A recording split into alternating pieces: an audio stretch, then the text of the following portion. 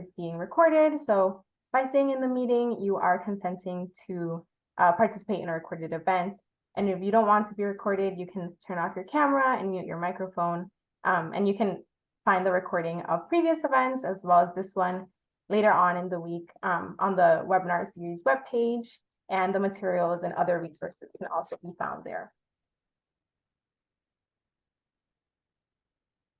So the agenda for today includes this welcome and introduction and an icebreaker that we will be doing shortly in breakout groups. And once we are back in the main room, we'll get to hear from the wonderful guest speakers who are joining us today. And then we'll have a moderated Q&A session before we wrap up for the afternoon. So the Metropolitan Area Planning Council is the regional planning agency serving the people who live and work in the 101 cities and towns of metropolitan Boston. And as I said before, for the last few months, the Clean Energy Department has been hosting a series of webinars on equity in clean energy and climate planning. And we had a kickoff event that introduced centering equity in climate and clean energy planning and implementation. And that one was followed by one on resilience hubs in partnership with the Accelerating Climate Resilience speaker series, and then a third on equitable community engagements. So as part of the series, we've been wanting to, create some space for folks to interact with each other and learn about other work happening in the region as well. So this is where our icebreaker comes in. You'll head into breakout groups for about 5 minutes, so it'll probably go very quickly. But please take a moment to introduce yourself briefly and answer the question, why did you decide to join the webinar today? So for example, are you currently working on or hoping to start working on EV projects or initiatives in your community? Did you want to hear more about equitable EV models? 5 minutes is not a long time, so feel free to exchange contact information if you meet someone you'd like to further connect with. So now just a moment as we open breakout groups, but please do let us know if you have any trouble getting into breakout groups and we'll be happy to help. I'll stop sharing. Thank you all for joining the breakout groups. I believe everyone should be back by now. So I hope you were able to learn more about the work going on in the region and hopefully, made some new connections. So on this slide, you can see all of our speakers for today. So we're joined by Alison, Felix, Merav, and Kevin Hachey. They're doing some amazing work in the EV space, and I'm excited to hear more about their presentations. So we'll get started with Alison. Alison is a principal planner and emerging technology specialist at the Metropolitan Area Planning Council. Having joined MAPC in 2009, her work focuses on how the use of new technologies impact the roadway network, how they can enhance transit and reduce emissions. Alison's areas of expertise include e-commerce, vehicle technologies, and transportation network companies, TNCs. Alison holds a Master in Regional Planning from the University of Massachusetts and a Bachelor of Arts from Brandeis University. So I will pass it to you, Alison. Stop sharing my screen.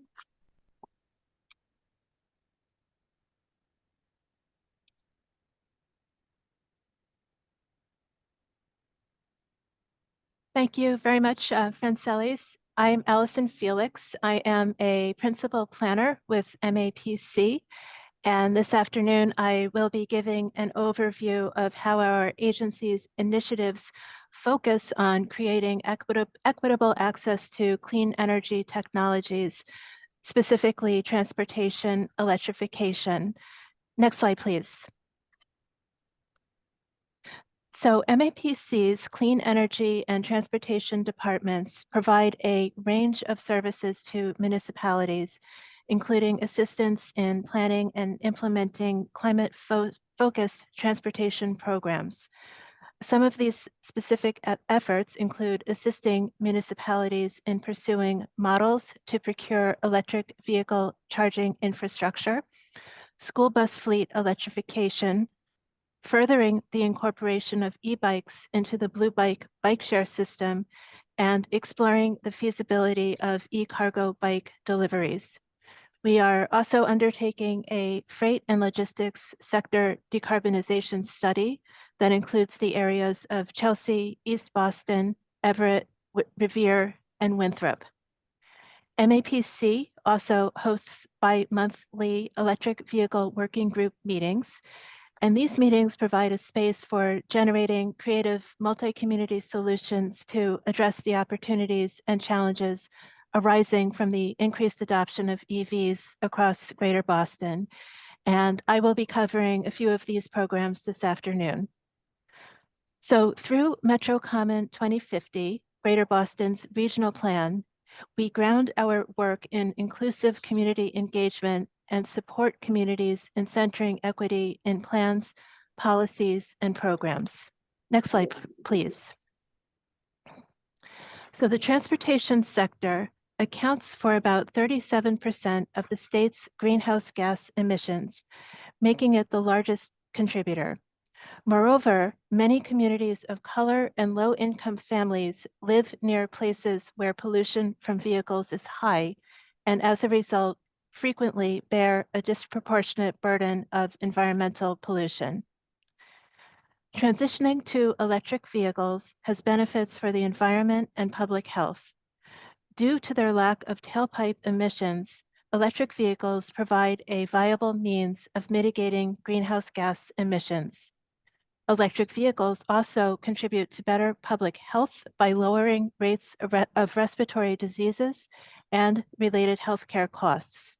And EVs also contribute to a quieter environment due to their reduced noise output. Next slide, please. Next slide, please. The state has set ambitious goals for reducing greenhouse gas emissions and is also implementing innovative approaches to transportation policy. Next slide. The widespread adoption of EVs is seen as a crucial step in achieving goals to reduce greenhouse gas emissions from transportation.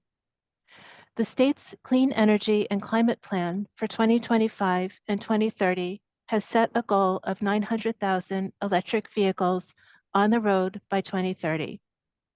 An act driving clean energy and offshore wind mandates that all new cars sold in the state be zero emission starting in 2035. Next slide.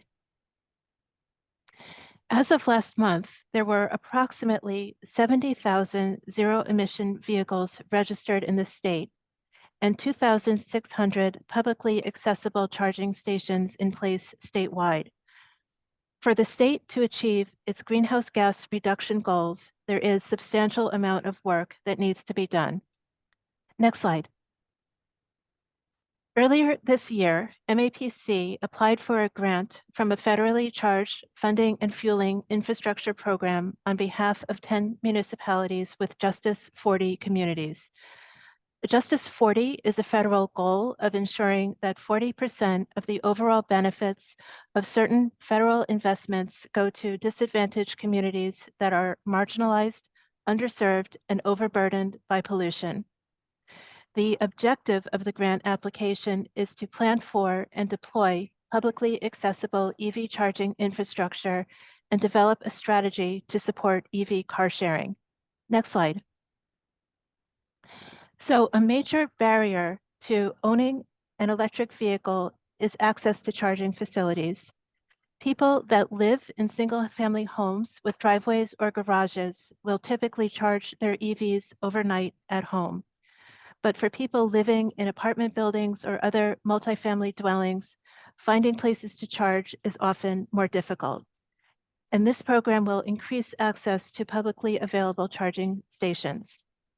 The EV charging infrastructure will be strategically placed in publicly accessible parking lots and curbside and in close proximity in densely populated areas with multifamily housing where off-street parking options are limited. If the grant is awarded, MAPC, in partnership with the 10 municipalities, will also engage in extensive community outreach efforts. MAPC anticipates collaborating with community business organizations and other local organizations to assist residents to understand the program, gather their input on potential charging station locations, and educate them on the operation of publicly accessible stations once they are installed. Next slide.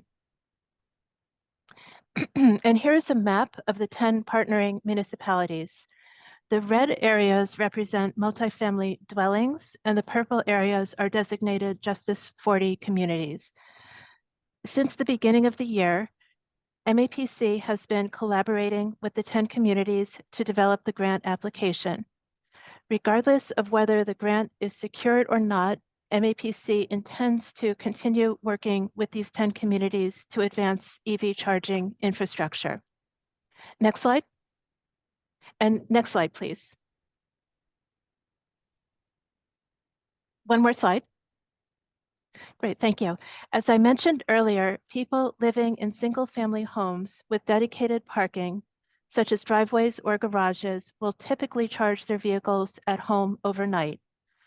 However, for many individuals who live in multi-unit dwellings, finding suitable and convenient charging locations is a challenge.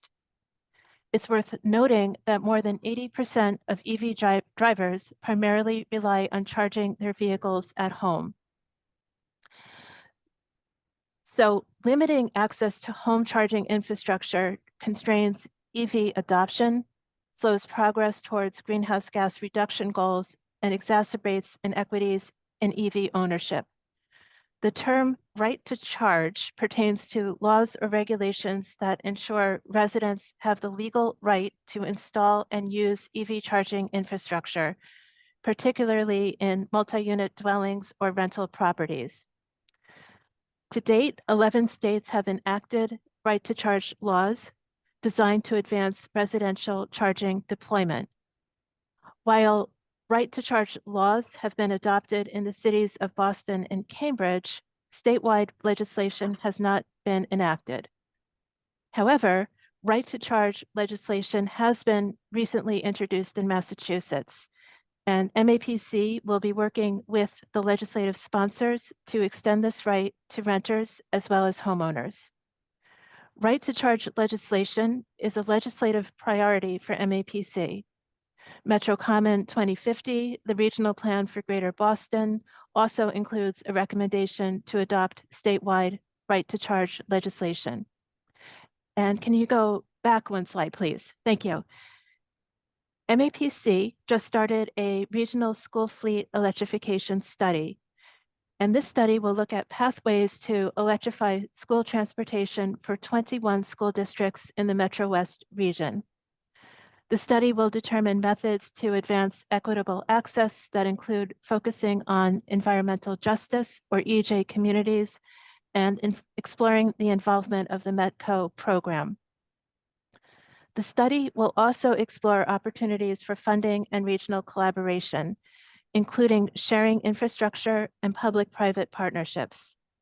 An example of one such funding program is the US EPA Clean School Bus Program, a multi-year grant program centered on EJ equity considerations.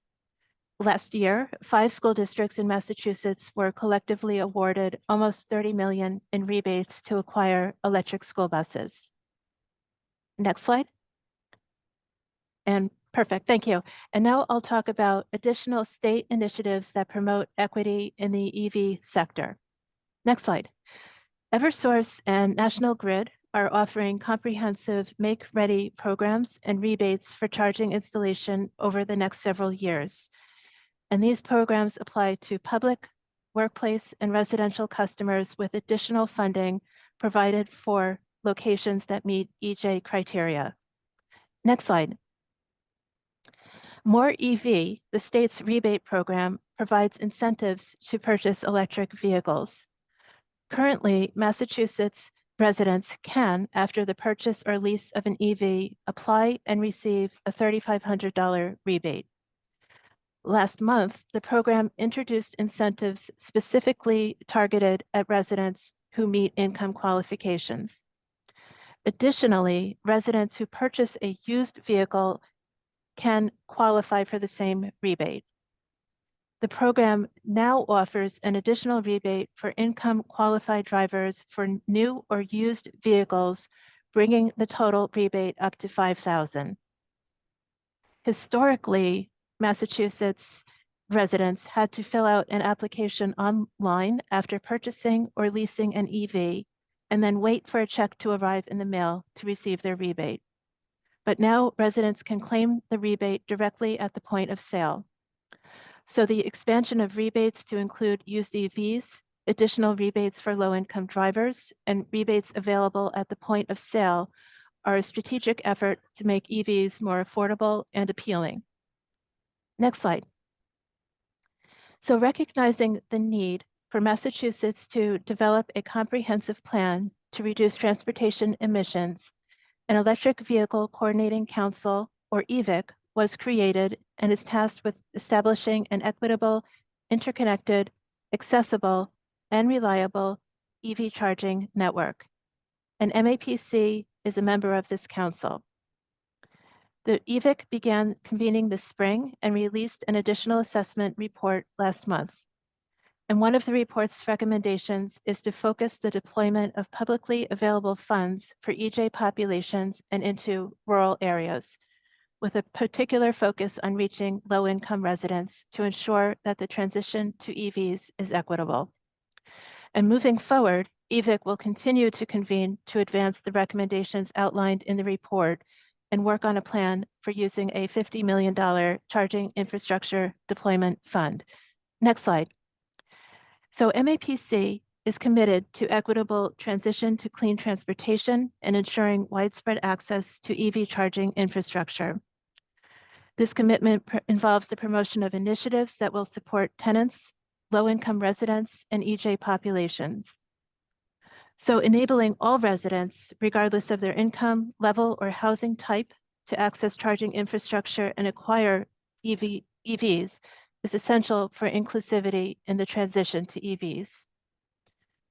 So by advancing equities in the programs and initiatives I just described will help to ensure the progress of a sustainable transportation system, ultimately contributing to a cleaner environment.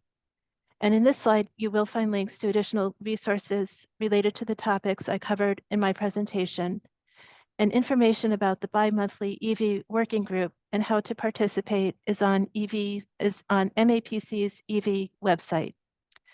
And next slide, that concludes my presentation. And with that, I'll hand the webinar back to Francelis. Thank you. Thank you, Alison. That was a great overview of some of the ways the projects we're working on at MAPC are advancing EV equity and, state initiatives as well, as you highlighted.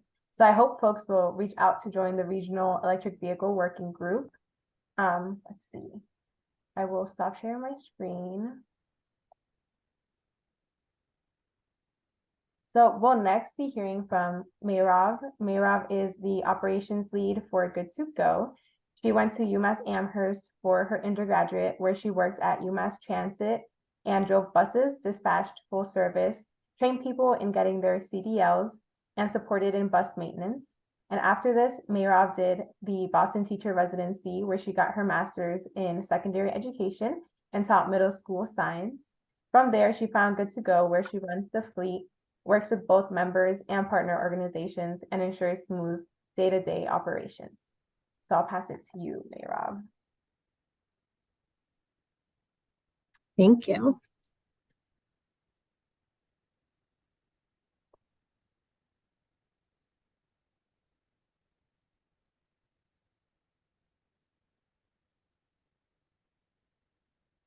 Okay, so yeah, thank you for the introduction. My name is Merav Dale. I'm the operations lead for Good to Go. So Good to Go, hopefully that'll, is it not loading? I just see black. Oh no, okay. Give me 1 second. Is it coming up now? Yes, beautiful. So Good to Go is an equity-based electric car sharing program.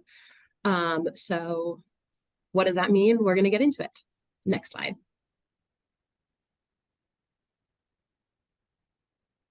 Thank you. So Good to Go's model is multi-tiered. So we have a community-based membership which means that whoever you are, you can sign up, and we are open to all income levels, and we have multiple rates. So basically, if you make more, you pay more. If you make less, you pay less. And we'll get into the exact tiers a little bit later. We are really focused on having vehicles at resident locations in multi-unit affordable housing units, because if you are living in a place and you don't have a car, it is easier to just go walk downstairs and use a car than having to like walk a couple miles, find a bus, find the T, and not everything can really happen through public transit. So it's just helpful to have a car at home. And a lot of the time, if you have your own personal vehicle, you aren't, I can't read and talk at the same. Okay, I'll get to that. If you have your own car at home, it's not going to get used 24/7. So having just a shared car at a location is very helpful. It also introduces infrastructure and new charging into EJ communities. Just putting chargers into EJ communities is only like half of the step. If people in the EJ communities don't have like an electric vehicle, it really is just kind of taking away parking. And people from other communities will come in, use the chargers, and leave again. So this is really a way to make the infrastructure used in these spaces. And the way that we have set up, it is very very repeatable and scalable up to whatever size. And yeah, next slide. So our membership, we have 3 different tiers. We have the reduced rate, the standard rate, and the champion rate. Our standard rate is $12.50 an hour, and that includes unlimited miles, insurance, any electric charging, roadside assistance, any of that stuff, as well as all of the other rates. Our reduced rate is $5 an hour. To qualify for reduced rate, you need to be on some sort of government assistance, or if you're a student and you're on need-based financial aid, that also counts. And champion rate, you can elect to pay $15 or $28 an hour. We have, we have people who speak both English and Spanish, so we can give support in both languages. Next. So when the cars are at residences or very close by, it really helps people get things done. Yes, buses and trains are amazing. We always say that we're not a competitor, but we're a complement to public transit. Public transit is amazing. We need it in our cities, but it doesn't do everything. So let's say you have 2 kids and it's raining and you got to go grocery shopping. Going on the bus just is a pain. So having access to a vehicle that you can rent very cheaply and just go run your errand, bring your kids, your food, all of it back, just makes life so much easier. Members use our cars for doctor's visits, vet visits, job interviews. People go down to the Cape, they go up hiking in New Hampshire. So it can really be used for anything that you need. It also reduces parking needs and provides additional space for housing units, especially affordable housing units. There is some research that's been done that says that one car sharing vehicle replaces around 9 to 11 individual vehicles. So it really supports with getting less cars on the, or more cars off the road, less cars on the road. So there is, when it's more personal, a couple more things.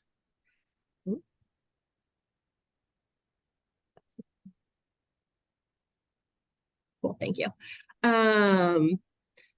So last thing on this slide is with more community buy-in and with it really being a car share model, not necessarily a car rental model, there's more buy-in, which means that members really see these cars as like their own or as their like communities, which really has supported in like the feeling between the members and result in less vandalism and theft and things like that. Next slide. So there are consequences as, oh, these are good. Okay. With car sharing, as I said before, it reduces traffic congestion and parking needs, removes vehicles, opens up space, which is also very important with affordable housing units, because if you need less space for parking, you can have more place for people to live.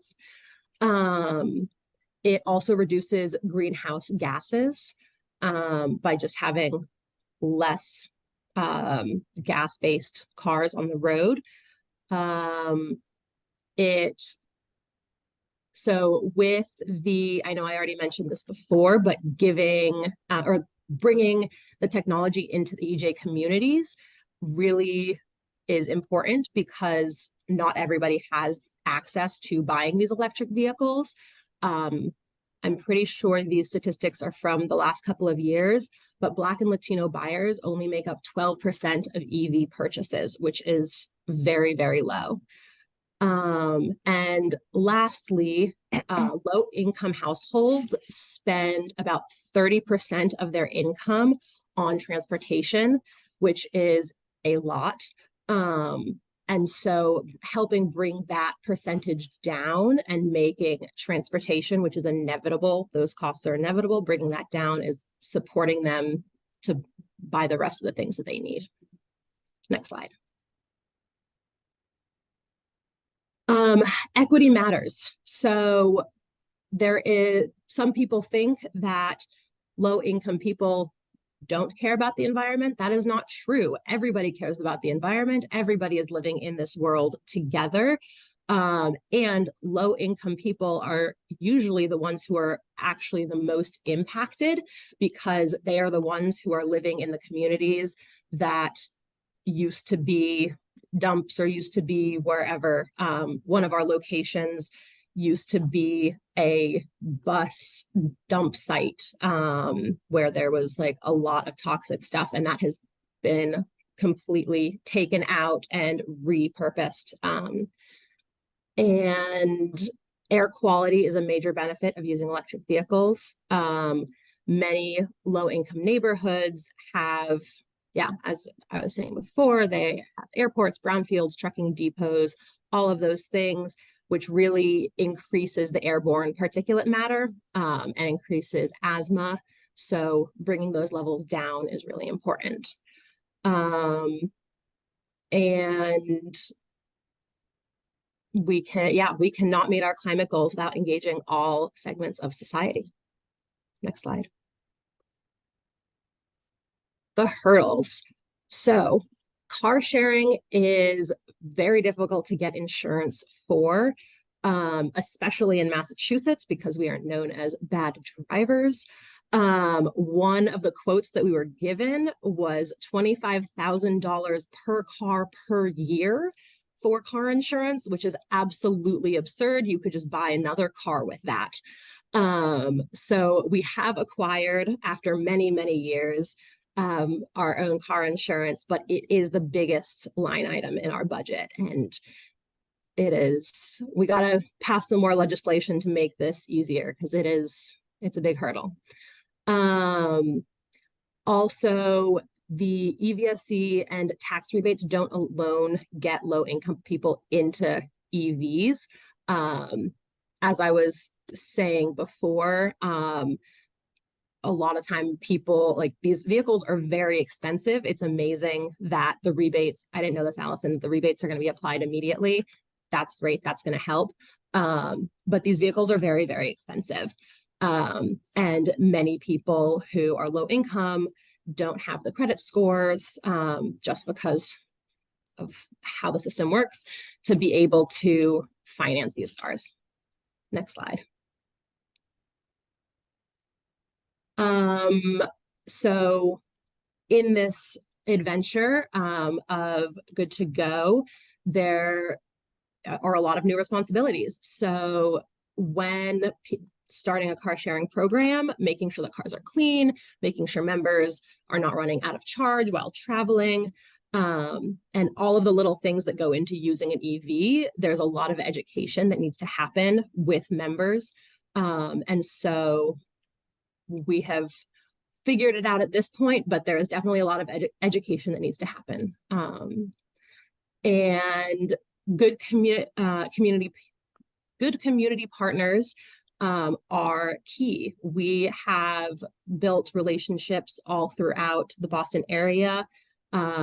We do a lot of talks like this. We do a lot of tabling, and really kind of getting to know the people who become our members and the people in the community really makes Good to Go what it is and allows for that community buy-in and trust. And yeah, next slide.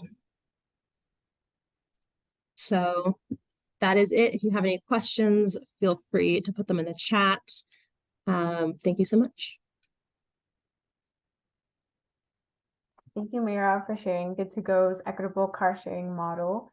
It was great to hear more about the positive outcomes or positive consequences, as you said, for communities that come and are, have the EV car sharing program. And I appreciate you noting the hurdles as well. Really important to think about challenges and how we can get through those, and especially, as you said, through legislation and such.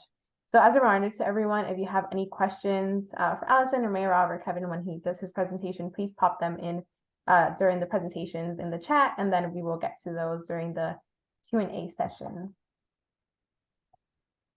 I'm going to switch presentations really quickly.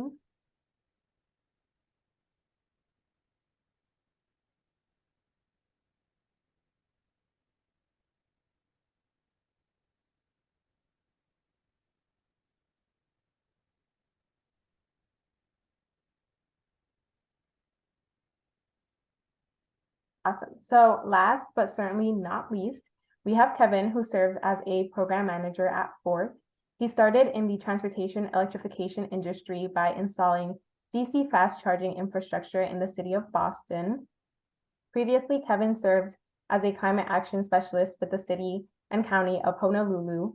His work now focuses on increasing access to EV charging stations at multifamily housing and workplaces, and he holds a BS in political science from East Carolina University. So I'll pass it to you, Kevin. Thank you. Hello, everyone. So my name is Kevin Hachey, and I'm a program manager with Forth. And today I'll be discussing equitable EV charging at multifamily homes. I'm really excited to be here with you all. I'm actually from Weymouth, so it's nice to be on the call with some Massachusetts folks. But I'm based in Hawaii now. Next slide, please. So I work for Forth. Forth is a nonprofit based in Portland, Oregon, and Forth's mission is to electrify transportation by bringing people together to create solutions that reduce pollution and barriers to access. Next slide, please. So Forth centers equity in our work, and we do so through a targeted universalism approach. And through targeted universalism identifies solutions needed by those facing the biggest and most barriers. And we believe that if the groups facing the most and largest hurdles, if they can reach the goal, then everyone will likely be able to. Next slide, please. So here's some context around the multifamily housing industry. So the multifamily housing industry segments out the markets into three classes. So it's Class A, Class B, and Class C. With Class A being the most expensive, luxurious buildings with many amenities and often in the most sought after locations. Class C tend to be a little older with less amenities. They may need some renovations and oftentimes they're in suboptimal locations. And then Class B falls somewhere in between Class A and C. So charging will increase in Class A as the natural market will dictate so. So EV adoption is higher among those income earners, and Class A multifamily building owners want to offer EV charging as an amenity to their residents to be a more competitive building, multifamily housing building. And it will also accelerate at Class B just slightly slower as EV adoption likely increases among those income earners. But it will EV charging will increase at a much slower rate at Class C. So Class C, the charging will be slower due to the adoption will be slower due to a few reasons, including the property managers prioritizing other renovations and EV adoption currently being at a lower rate as those income earners. Next slide, please. So multifamily property owners, they're seeing a false lack of demand of EV charging. And so say you're looking for an apartment and you're an EV driver. What you're likely going to do is only look at apartments that have EV charging available. And there's some apartment and home search engines that you can actually check the box, like such as Craigslist or Zillow. You can check a box for EV charging availability. So apartments that don't have EV charging available there aren't even going to show up. So then what the building owners and managers of apartments that don't have EV charging, they're saying, hey, we're not seeing the demand for EV charging. We don't need to install EV charging. No, they're just not even contacting you in the first place. So there's this false lack of demand. Next slide, please. So some barriers to charging at multifamily homes, they include the incentivizing the owners to install. So I sort of alluded that in the slide before, but some property owners don't really see EV charging as their problem to solve. You may hear them say things such as, well, we don't provide gas stations, so why would we provide EV charging? Another barrier is electrical capacity at the building. So most buildings were not created with EV charging in mind. We weren't really envisioning this transition decades ago, and especially in the Boston area with so many older buildings. So many buildings lack the electrical capacity to accommodate sufficient EV charging. And one potential solution to this is a load management system. So this is essentially smart chargers that will communicate with each other and increase and decrease the load based on what is the available electrical capacity is. Parking is another potential barrier. So again, buildings weren't really created with EV charging in mind. So parking may be located very, very far away from the electrical service equipment. So that means you'll have to run conduit or pipe underground and trench a very long way. And that is gonna really increase installation costs. Additionally, you may have to switch up how the parking is set up. So if you may have an assigned parking scenario, but by adding a few parking spaces that will be accommodating EV charging, you may have to switch up that parking scenario to unassigned. So that's just one other consideration. And as well as network connection. So smart chargers, they will be utilizing, for the most part, Wi-Fi or a cellular connection. But as you know, when you go into a parking garage, your phone call and your Wi-Fi oftentimes go out. So having to provide access to either Wi-Fi or cellular connection is another barrier in multifamily homes. Next slide, please. So here's a potentially innovative approach. this is by clustering together a bunch of DC fast chargers. So those are the chargers that you can get, up to 80% charge in about 30 minutes. So by clustering a bunch of those together in a urban, densely populated area with a lot of LMI multifamily housing surrounding, so that it can be utilized by those residents. You'll need to create partnerships for a program such as this. Some potential partners may include the utility, of course, the authority having jurisdiction, charging service provider, multifamily home stakeholders, and community-based organizations for their input. And the picture on your right is Electric Avenue in Portland, Oregon, where the utility installed a few DC fast chargers, and they utilize an all-you-can-charge model. So this is basically a subscription service for EV charging, and you pay a monthly fee. I believe theirs is somewhat affordable, and then you can charge as much as you want and utilize these DC fast chargers for as long as you want, or as much as you want. Next slide, please. So multifamily housing building owners should ensure that EV charging rates are affordable. So it's one thing just to provide EV charging, but you don't want to be providing these rates at, really exploiting the residents because, it's their only access to charging, or their most convenient access to charging. So, if you're not providing an affordable rate, then you're not providing equitable access to EV charging. So rule of thumb is not to charge more than 1.5 times the EV utility rate. Next slide, please. So Fourth puts on a roadmap conference. It's the nation's premier electric transportation conference, and we really focus in on equity.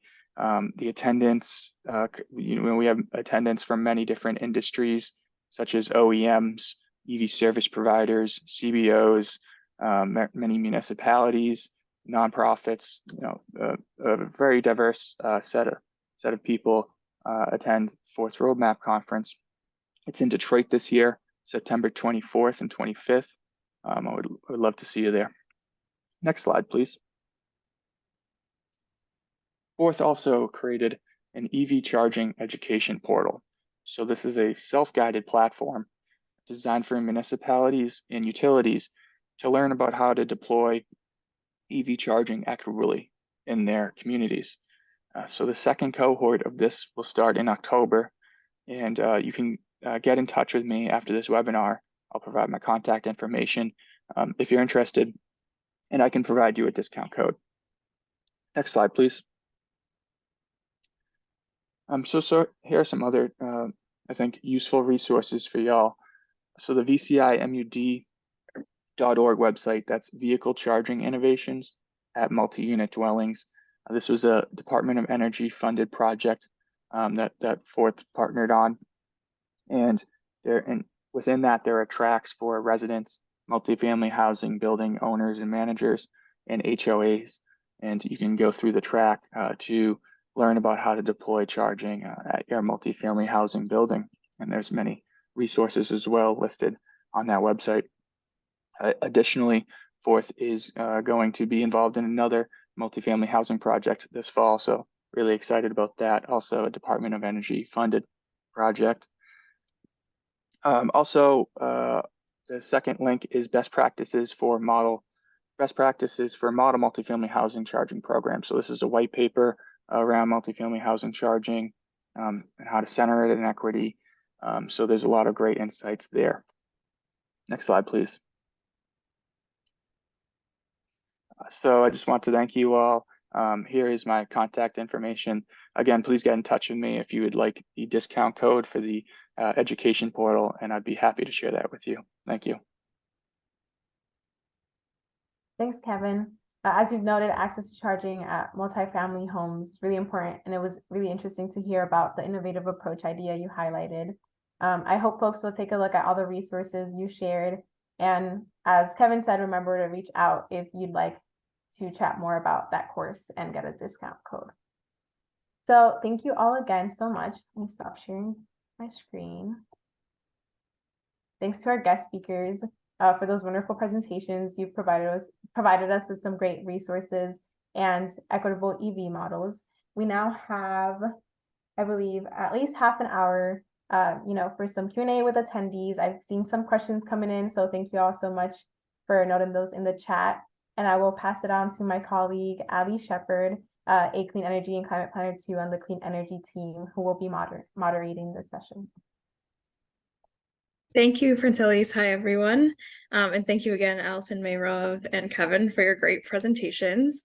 So I will kick off the Q&A with a question from Vanessa about what is the percentage of EV acquisition or adoption among low-income populations? Maybe I'll just add on to that question of if you have maybe some more qualitative or anecdotal data or information about EV adoption among lower moderate income populations from, I know the three of you work with very different people and across the country, so I was hoping you could share some of what you're seeing about EV adoption. And maybe Alison, if you want to kick us off, we can go in the same order. Sure, I can jump in and answer that question. So first the data that I'm aware of is based on a study or analysis that was done back in 2021. So 2 years ago, in the EV space is a long time ago, but it was an analysis that looked at the zip codes of where the more EV where the residents of the more EV rebates that were administered. And what it found was that 79% of the program's rebates, which was about 30 million, went to car buyers in zip codes where the median household income exceeds the statewide median income. And on the other hand, about 9% of the program subsidies, which is about 3.2 million, went to lower income zip codes where the median household income was less than 80% of the statewide median income. Now, that said, there have been changes to the more EV rebate program. Since that analysis, the rebate that can be administered to a purchase or lease of an electric vehicle is capped at $50,000.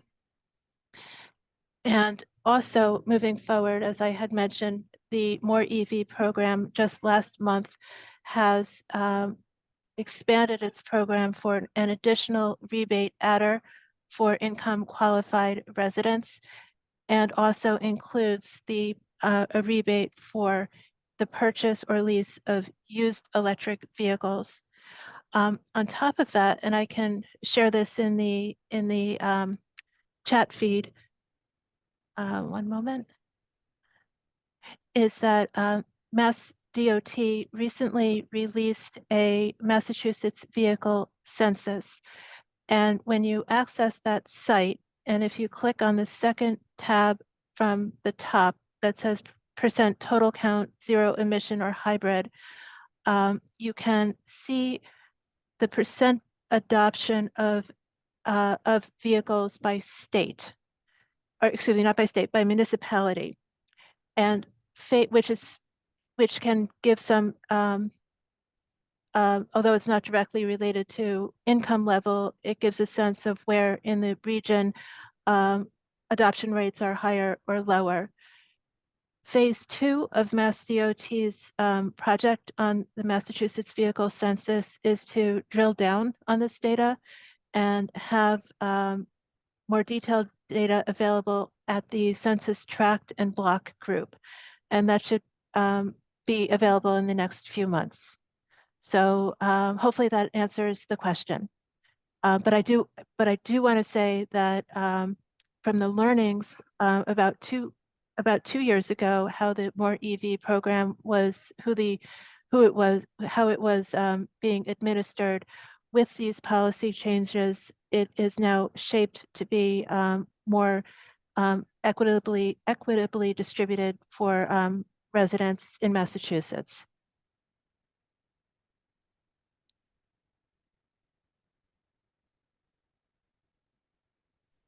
I think Alison answered that beautifully. Okay, thanks.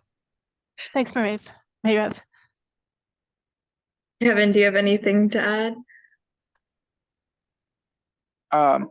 Yeah, I would just add I'm not really sure about the percentage of overall car sales as it relates to the LMI demographic. However, overall car sales, we're seeing, this past year we have seen the EV percentage of overall car sales pass 5%, which is really that threshold of new technology. And when we see it really start to create that hockey stick turn upwards, and we stop from it being like a new adopting technology to sort of the mainstream audience. I will link in the chat the Atlas EV Hub that has some really great data on adoption, and it will break it down by quarter and month, and what auto manufacturers are selling the most as well. So that can also give some insight, as say General Motors has some of the less expensive EVs, such as the Chevy Bolts. As you could imagine, maybe the Teslas are likely going to higher income earners. Additionally, I think EVs will be more accessible to LMI residents as the used market really gets built out. So when those Tesla Model 3s that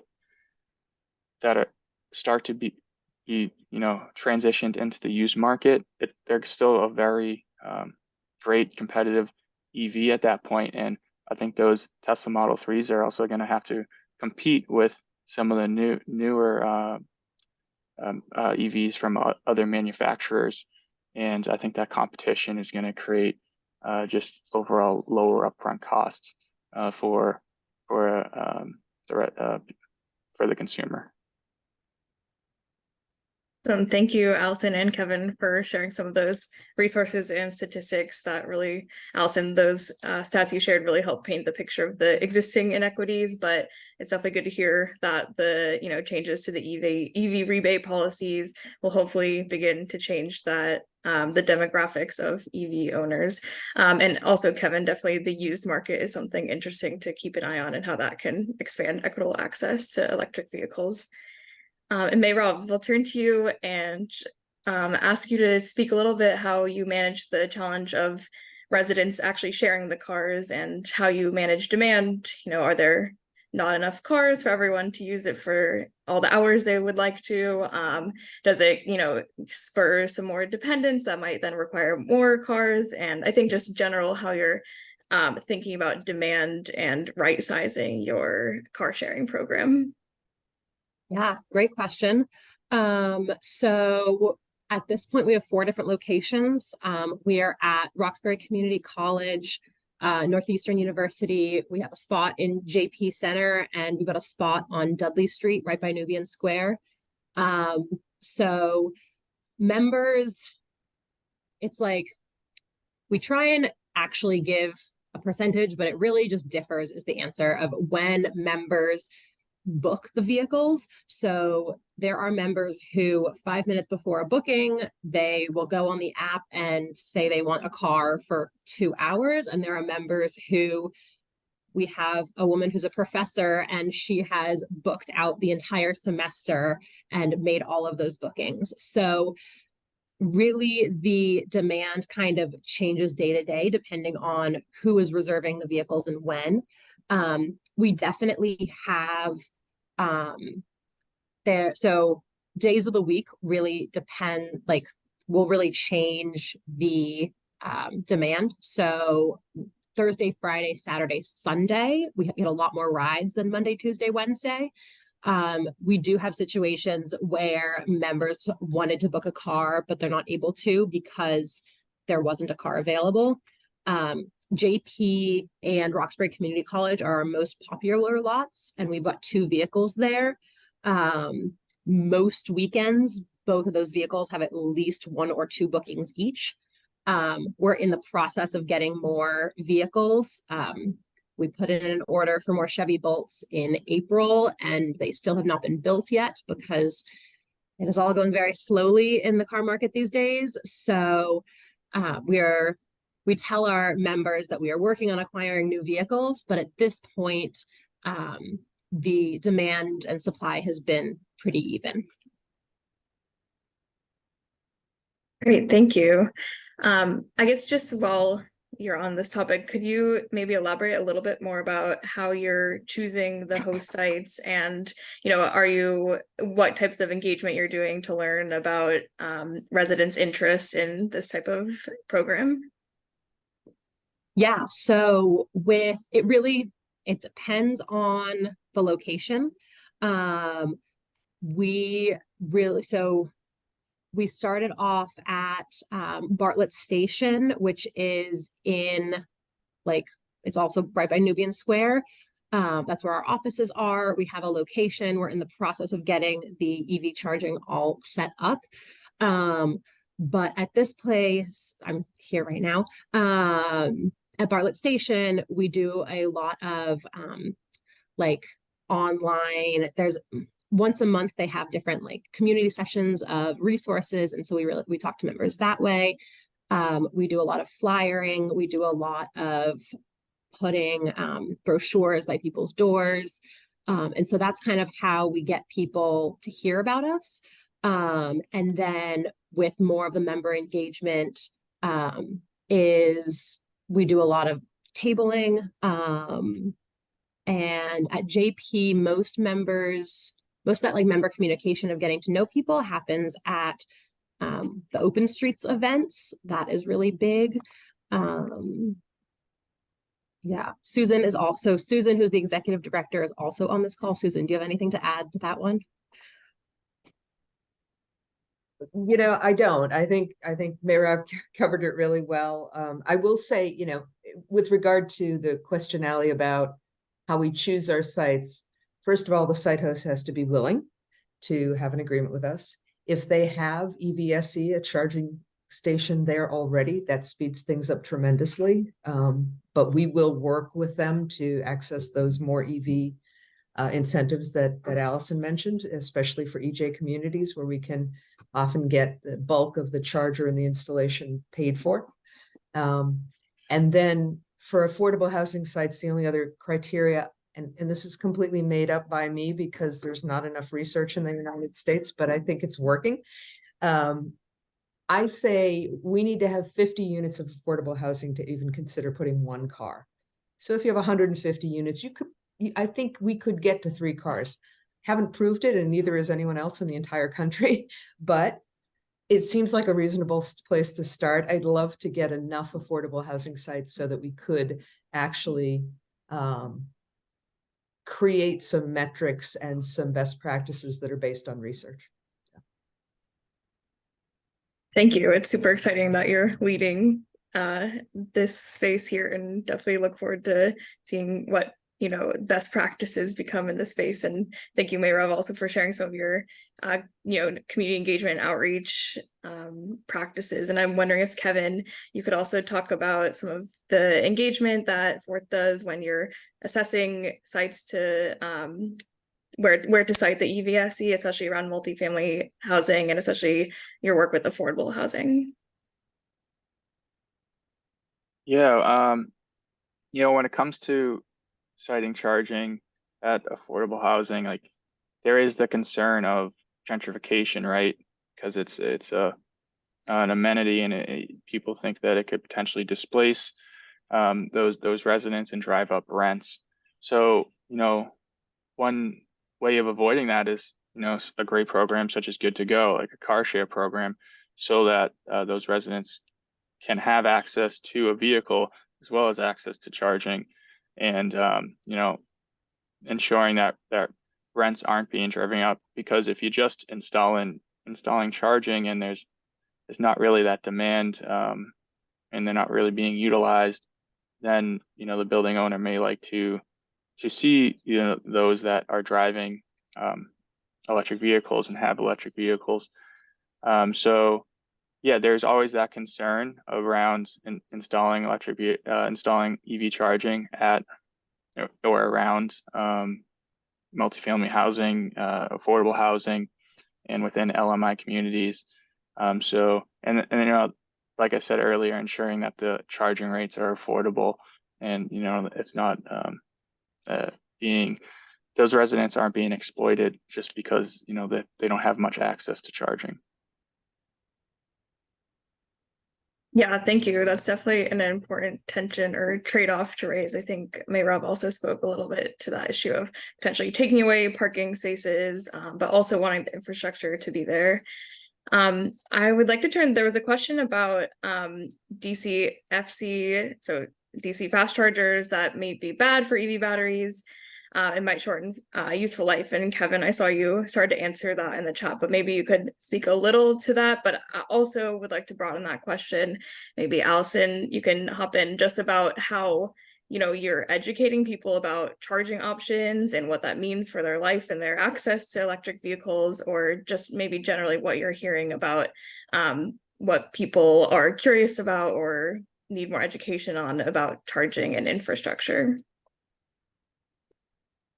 Yeah, so the question was about, does consistently using DC fast charging impact the useful life of the battery and degrade the battery over its lifetime? So using DC fast charging and DC fast charging, the rate of charge can vary based on the level of or the power of the DC fast charger. But yeah, consistently, always charging with DC fast charging, there is some research showing that it can impact the useful life of the charger and degrade it over time. DC fast charging ideally is used for supplementing your charging. So, ideally you're charging overnight, or really you're ideally charging during the day too, as well at workplace while at work, because then you can really utilize the excess renewable energy from the grid.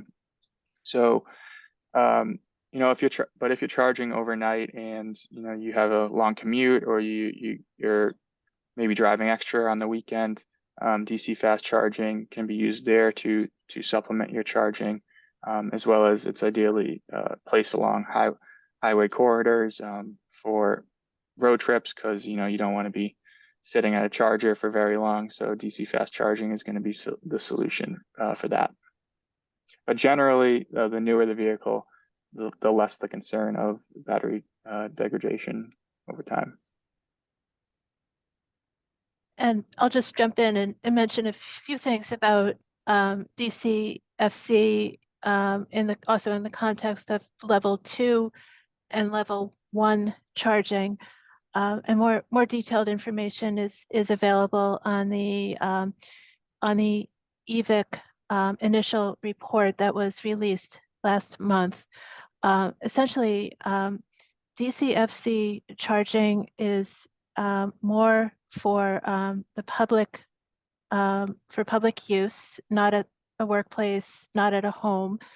And when the EVIC convened, they worked with a consultant to do a projection for what is the charging demand of. So if it looked at the build out of, or not build out, but the having approximately 900,000 vehicles on the road by 2030, what does that equate to having the infrastructure available to support that? So in the public area, I'm looking at the report now, and in the for public access, the projection is to have 10,000 DCFC chargers available for public, and I'll just frame that's for the port count. So one charger or one EV facility can have 2 ports. So so it would be 10,000 ports, but for a level 2 charger, that is significantly higher at 35,000. So taking that into consideration, is the viability of level 2, in the sense that in addition to potential battery degradation, DC fast charging is much more expensive to install, and also can draw down a significantly more energy. They demand more energy usage. So I think that is to be taken into consideration as well. But as Kevin mentioned, DC FC charging is most viable in high trafficked areas that are public, like a rest stop along a highway or a heavily utilized area that has a lot of public access.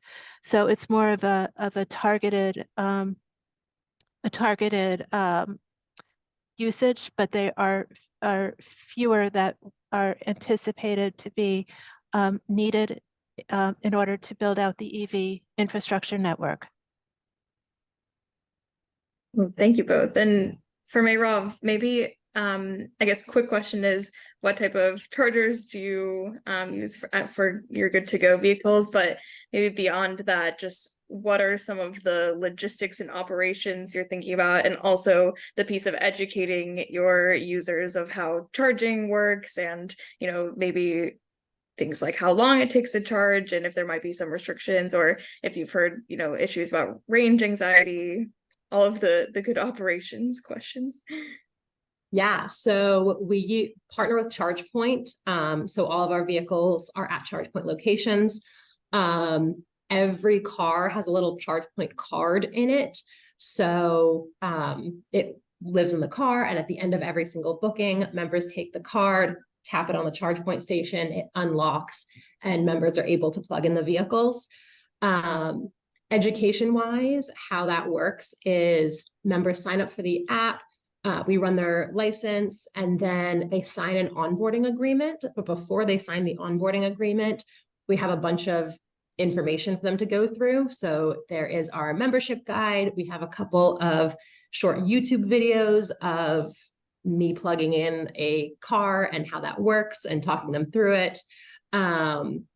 And also the resources that we have in every car. Every car has a binder of information that includes our membership guide, the basics of like how to use the car, and a bunch of QR codes that will bring members to like charging sites. So if they are out and about and they need to charge the vehicle, then they're able to scan the QR code and that will bring them to the closest charger. So with all of those resources, as well as the ability to give us a call if they have any questions, most things go quite smoothly. And we definitely, so we use all level 2 chargers. We are trying to figure out if like a partnership with a level 3 charging company would also be beneficial, because we definitely have members who go really far distances. And sometimes I do get calls from members of people with range anxiety and worrying about, okay, I'm going 175 miles. This car says it charges up to 200. Am I going to make it? And we talk through the close charging stations or what a level 1 charger is. All of our vehicles are equipped with a level 1 charger in the trunk. So that is, worst comes to worst, they can do that. But yeah, that's kind of how we deal with the charging. Yeah, thank you. It's great to hear about all the resources you offer, and I think others could use some of those educational materials as well. I would love to ask a bit more about how you all, from your different perspectives, think about public-private partnerships. And maybe, Alison, you could start with some examples or potential future projects of where municipalities might be partnering with private EV companies or car sharing companies, and what you're looking forward to in that space. And then for Kevin and Merav, maybe any examples of current areas that you're working with, any cities or towns, or where you'd like to see more development on some more public-private partnerships.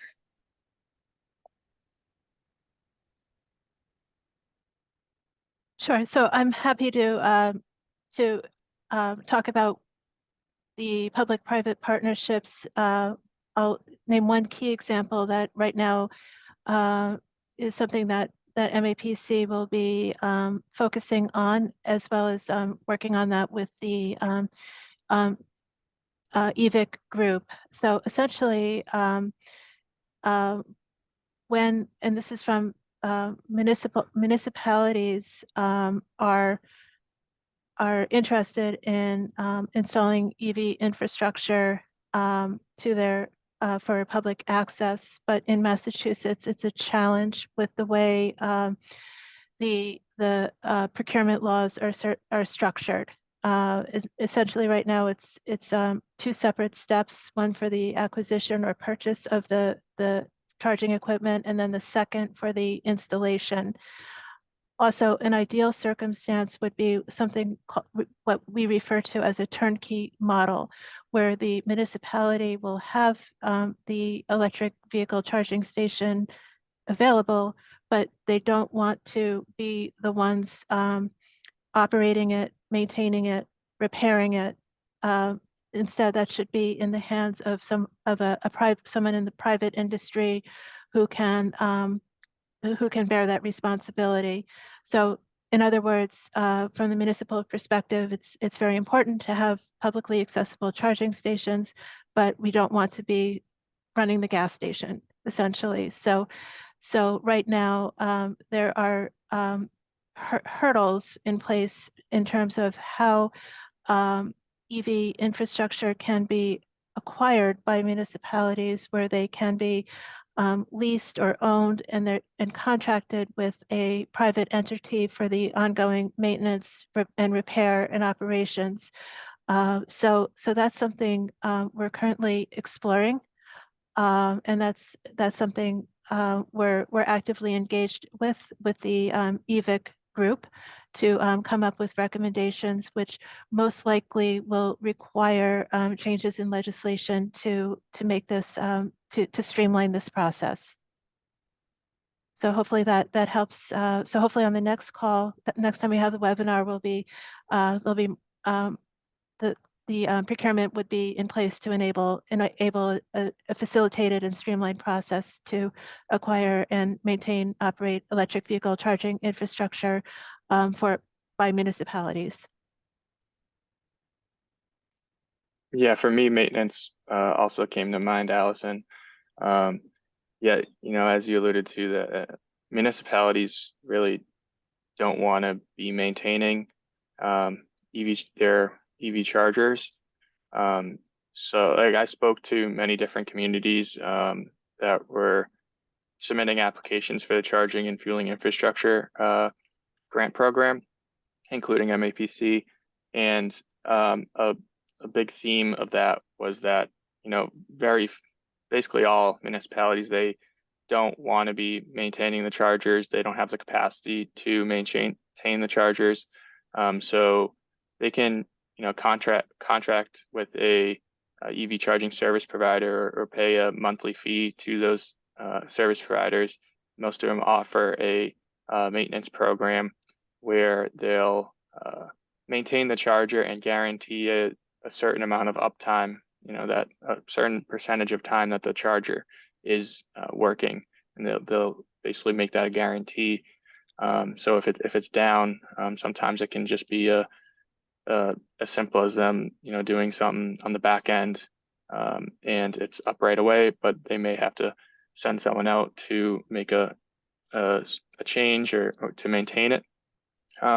So yeah, that's one issue that we're seeing with EV chargers is the percentage of uptime. Oftentimes, some EV chargers aren't necessarily working, and oftentimes it's actually the networking issue that I talked about before, is that simply they disconnected from the Wi-Fi. So it's nothing physical about the charger that's broken, but it can sometimes be as simple as just turning it on and off. So yeah, all that to say, yeah, public-private partnerships I think are great for maintaining and operating the chargers. Yeah, for us, those partnerships usually come in the shape of parking spots and the space to have our vehicles. So with Boston, we are in 2 different municipal lots. And so we work with them to make sure that the parking spots are clean and available. And we're also working with a couple other cities and municipalities, working with Worcester, Lawrence, a couple places on the Cape, trying to figure out how we can all get EV charging in and also car sharing vehicles in their cities. Great, thank you all. I know we have a mix of public and private people on this call and that will listen in on the webinar later. So hopefully this can help create some of those connections and develop those partnerships going forward. And I'm going to now turn it back to Francelis for one final question and then to wrap us up. Thanks, Saul, and thanks, Ali. Yeah, it was great to hear your answers to all those questions. Quick lightning round. I'd love to ask this question. What is it in your work that brings you joy? And for those attending, if you'd like to answer this question as well, feel free to do so in the chat. But whoever wants to go first, go ahead. I enjoy seeing chargers being utilized, and really I like to see the operating cost of transportation decrease for the consumer. Yeah, right now there's a significant upfront cost of EVs, but there's rebates available to help mitigate those costs. But then once you acquire an EV, lower maintenance costs, lower fueling costs. It's really nice to see just overall lower transportation costs for the consumer, especially in a place like Massachusetts that has high insurance costs. So that can really reduce the burden.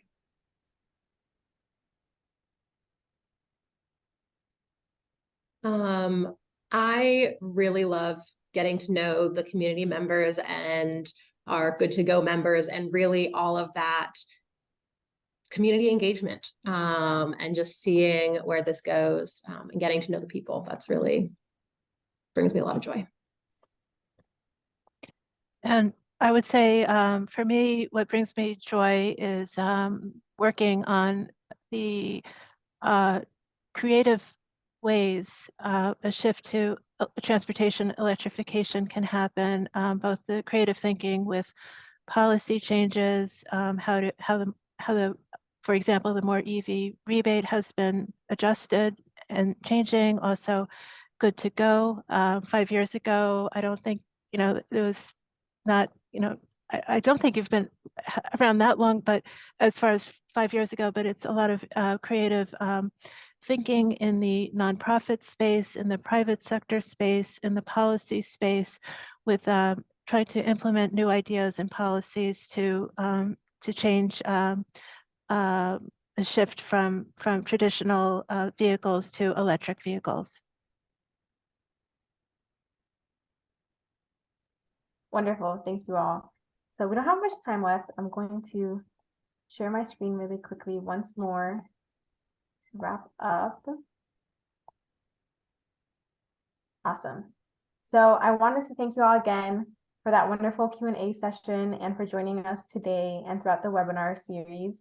Please be sure to check out the website for more information and resources from today and also from previous events.